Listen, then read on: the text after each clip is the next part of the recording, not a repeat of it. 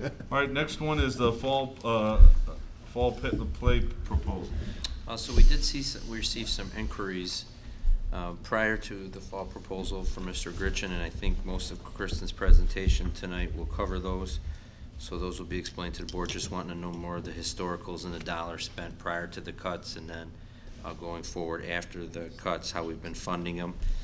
There were some additional questions submitted by Mr. Walsh, but I think Kristen's presentation here will answer those questions. The administration is recommending that we reinstate the fall play with 2 stipends in Group E for the director and assistant director, and a one-time $3,000 transfer from the vending activity account to go to support the starting of their supply budget in their activity account. Kristen will explain that in a minute. And then the proposal talks about the other costs affiliated for this year and then ongoing. Go ahead, Kristen. So the reason for the one-time $3,000 transfer is to help start up the fall play, since they do not have ticket sales or fundraising to rely on. So once, if the fall play is reinstated, then they'll have ticket sales that go directly to the activity account, as well as the students have an expectation to either fundraise and then also consider putting things, selling ads on the program and things like that, to bring in money to help pay for those things. On the second page, if you look at the historical stipend participation information, I just want to provide some additional information to clarify. Supplies, as you look at that column, again, that doesn't, for 2012 and 2013, it's not that they didn't need any supplies, it's just that they used their activity account to pay for supplies, which came from their ticket sales and fundraising. That's what the money is. That's the revenue that they receive in their supply account. Do you mind if we stop? Because we struggle with this a lot, or I do. I'll speak for myself. That doesn't tell us what the cost was or what the revenues were. So as part of this, are you going to say what the actual cost is and what we took in ticket sales? Well, the problem is before 2012-13, there wasn't a separate activity account for the musical. It was a fine arts account. And so there were other things that were feeding into that account, so it was difficult to say that exactly what the cost was for the musical. So we don't know So actually then, if the revenues offset the cost, because we don't know what the costs were. well, then, since right? then, for 2012 and 13, they had about $8,000 in tickets, sales, and fundraising, and out of that activity account, they spent a little over $6,000. Okay. That's So helpful. when we so just sort of historical, when we met with the finance council a few years ago, and we brought back the musical, because there was one year where there was no musical, the way we, Pam at the time and myself proposed to the board was, if the board can support the stipends, we would basically create a revolving account through the activity account, how much they promoted their show, sold tickets, sold ads, that kind of stuff, that would go into basically a revolving activity account, what they would use for sets, paint, costumes, those kinds of things. The board would be responsible for the general dues and fees of buying the playwrights and the copyrights and paying the stipends. And that's how we approved the implementation of the musical. So we're trying to set the fall play up under a similar thing, where they would just, how well they promote their play and the amount of tickets and fundraising they do for it is kind of the revolving account they would use for costumes, paint, and different types of supplies like that going forward. Thank you. And then if you look at the participation column, you'll see the numbers for the musical and the fall play. And those students, those are the only students that are on stage. It doesn't account for the students that are in the pit, which are about 20 students for the musical, and about 10 or 15 students that are on the tech crew. And if you look at the fall play numbers, those plays that were chosen were very small plays. I was able to find information from plays back in 2005 and 2006, I believe, just because somebody still had the programs, and they had about 30 to 35 students participating on stage in those plays. So those plays for 2010, 11, and 9, 10, I think the director happened to pick very small plays, which is why you see 8 and 10 students in those. Well, there's another reason I asked the question, because we had a house full of people explaining how many students are advantaged by doing a fall play, but the numbers presented said there were 8 one year and 10 the other. So I'm trying to understand, that was persuasive. If there's pits and lights and all these, and kids that want to do those things are gaining advantage from it. But if we really believe we're putting all this effort and all this cost into 8 or 10 people advantaging it, I think that's not what we were hearing. So, and I'm asking for 2 reasons. One is, do we have an idea how many pit and tech and those kinds of people go for the fall play? Because if it's, clearly there's more of those than there are people acting, which is fine if that's what they want to do, that's great. But secondly, then on an activity fee basis, does everybody who enjoys the benefits of, like, the spring musical, the pit crew, all the kids whose parents and kids were here saying why this is valuable, do they pay the activity fee also? Or do just the people on the stage pay it? Just the people on the stage, which is why those are the numbers that I included in the participation counts. We do not have an orchestra pit for the fall play. Correct. So we do have a tech crew, and there will be kids that will volunteer to build sets and run lighting and those kinds of things, but that's, in essence, almost, I don't want to sound cruel, but that's kind of like free labor. Okay. So we don't charge those students. And a typical fall play for a high school should have about 30 students in it. So In the play itself? yes, in the play itself. So that would be one expectation I would imagine the board, should they approve this tonight, would want to say, Kristen, it needs to be very clear to the director that the days of doing a 5-person play or an 8-person play, that's not what the board's buying into. And then the other question too was on the drama historical course data. In 2012-13, you can see 35 students requested participating in 3 different classes: acting and directing, advanced acting and directing, and improv and sketch comedy. We combined those into one section of acting and directing, because otherwise we would have had 2 classes under 20 for the enrollment.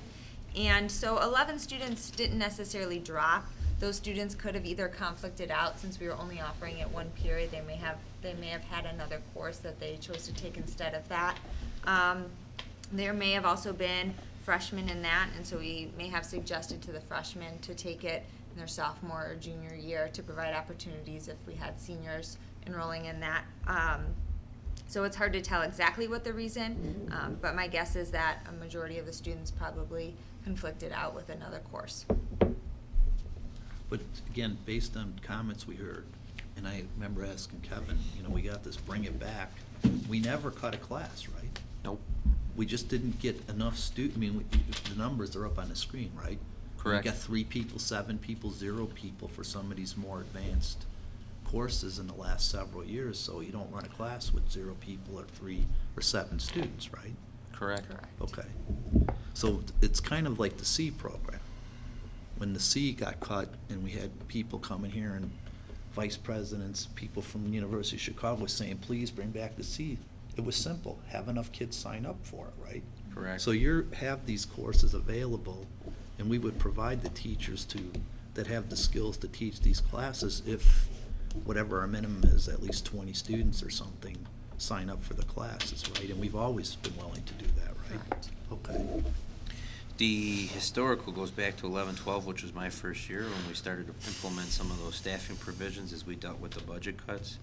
I think some historicals prior to that is they used to run some of these classes with 10 and 12 kids in there, or 8 kids in there.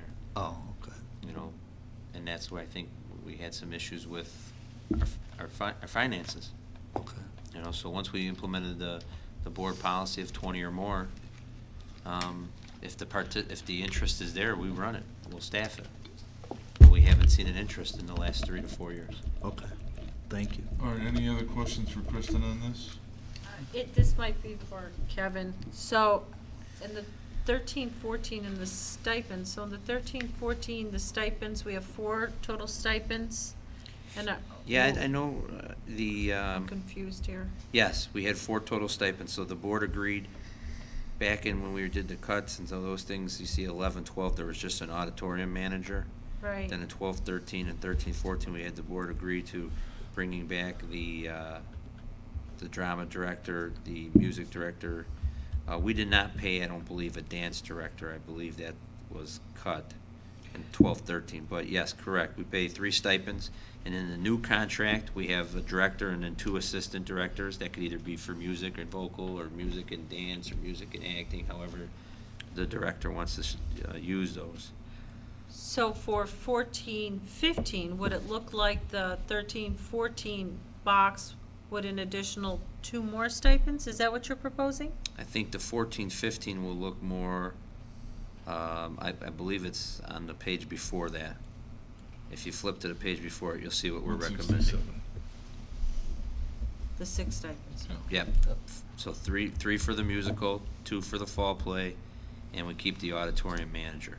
And that's all year round then? Yep. Okay. And what some of the parents that spoke about having a technical director and before the cuts, there was an auditorium manager and an assistant auditorium manager.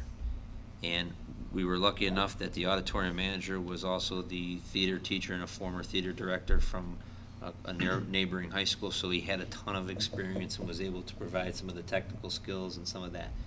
We have not been able to fill that position with someone with that kind of background at this time, but we never had an official technical director or set builder or something like that. So we've met with the union, and I do have a memorandum of agreement possibly for closed session should the board approve this. We talked about placement on the salary schedule and our understanding, and we also discussed the drama club, the shenanigans performances, and we worked out some arrangements with that. But the union was okay with where we were suggesting to place the stipends in the event of if we do approve that tonight to bring back the fall play. So, am I reading this right? We spent $27,000 to run the fall play last year. The musical, musical. And if we add the additional fall play, we're talking about $39,000 plus the $3,000 to seed it. All in will be $38,006, and then there'll be the $3,000 transfer over from one activity account to the other activity account to get that The stuff. $3,000 is not ours? It's in a vending account, which we use to help offset student programs that need Okay. additional funding, so that wouldn't be considered really a loss. Okay, and then we're asking people, the students who participate in the fall play only for the $75? Fall play and musical both would pay, anybody that's on stage pays $75. And did we already ask the musical? Correct, we to collected. pay a $75 participation fee already? Yes, if you look back on that historical, we collected Right. $2,000 in the year before, $2,700. All right. Kristen, I seen are we gonna have a motion that we have to put the 3,000 seed money in? That's a different comes agenda afterwards. item for transferring the account. All right. All right, any other questions with this? Yeah, were you gonna ask something, Mike? You Yeah. go first. I think that this discussion is helpful, but what wasn't helpful to me was certain of the visitor statements who said, we have to have this, we have to have this, you know. And I'll say, you know, to Kristen that the board goal is participation. That's one of the things the board is measured on. So if we're gonna have a fall play, it should have the most participation slots available so that it can be aligned with the board goal. One of the reasons, not one of the reasons, but one of the observations I had in the past, sitting on the board now for over 5 years, is that we were running these plays where only a handful of people were on the stage. Perhaps it might be better to run 2 musicals if we can't consistently find fall plays with ample opportunities for students to participate. So those are just the comments I had on that, and I know Kevin alluded to that the board would be speaking up in that respect, but slots to participate is what's aligned with the board goals. I do not think it will be difficult to find a fall play to have 30 students participate. And my comment on that too is even though people aren't paying the fee, my view is that the people who are working on the lighting, the sets, and all that other stuff are participating. But in that light, I was gonna make a similar comment. I'd like to see you add to the list of how we decide if students participate as a no-fee item, support people for the play and musical. Because if a kid is interested in lighting, or they like art and they're interested in backstage, and it's the only thing they do here, that's part of our goal. If that's what draws them in, and we think it helped, I mean, it's fine that you made a decision they shouldn't have to pay a fee, but that's part, and everybody in this crowd said that's participation, that you're cutting these kids out. So I'd suggest we add those types of positions to our list, but Do we with have no a fee. stage tech crew club? Um, If not, maybe we should officially just, They advertise every year and make announcements, but I don't think it's an official club. I think that's one thing Mr. McConnell, as auditorium manager, is advocating for this year, just so that the students see it as a formal club, and hopefully we'll have more students be encouraged to participate. well, I've been to both musicals since we reinstated them, and I think both Mr. Jepson and Mr. Walsh are making the same comment, that the kids that are all dressed in black, that are pushing the sets back and forth, and I know they're there helping build the sets, and they're walking around with headsets on and stuff, that's, even though they're not on stage and technically participating, it is an activity for them, so we gotta figure out a way to account for them as well. Okay. The other thing is, I'm just more curious on this. How do students compete in terms of, if we have a play and a musical, can the same 20 students be on the stage in both of them?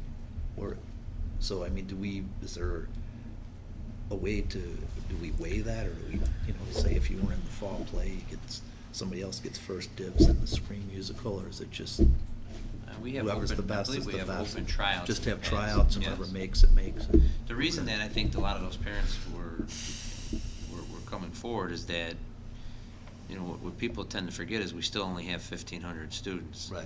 So some of our athletes that are in, band or orchestra or musical, so some of them might be involved in something in the spring, which is their first priority. So they're looking for an acting or an opportunity to pursue their passion in drama, and there's nothing in the fall. Okay. So that's why, they would like to see a theatrical production both fall, or first semester and second semester, so it provides kids more opportunities to go out after that. And the last thing, there was a little bit of a missed signal too about whether we had the capability amongst the people that were providing stipends to run a quality production versus whether we should be spending money and hire professional people to do this.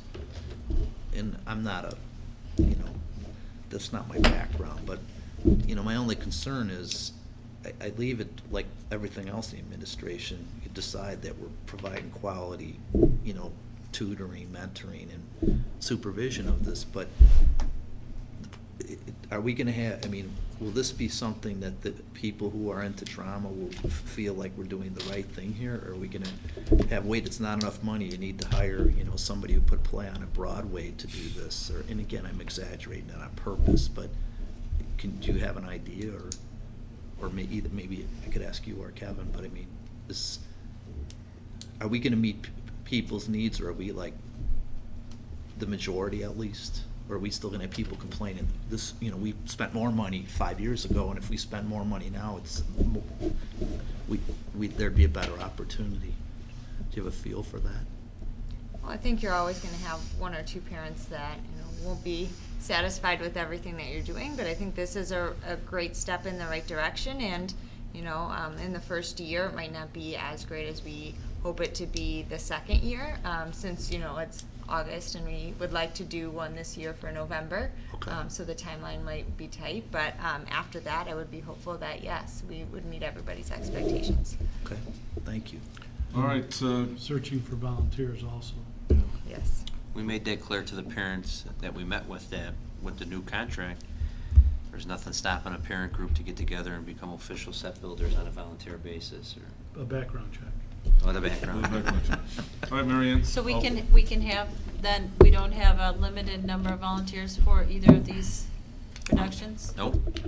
Oh, Well, they'll have to manage how many they right. can They'll do. select. The yeah. director, Yeah. right. Yeah. And 200 volunteers for a 50-person play might be A little bit too a much, little bit too much.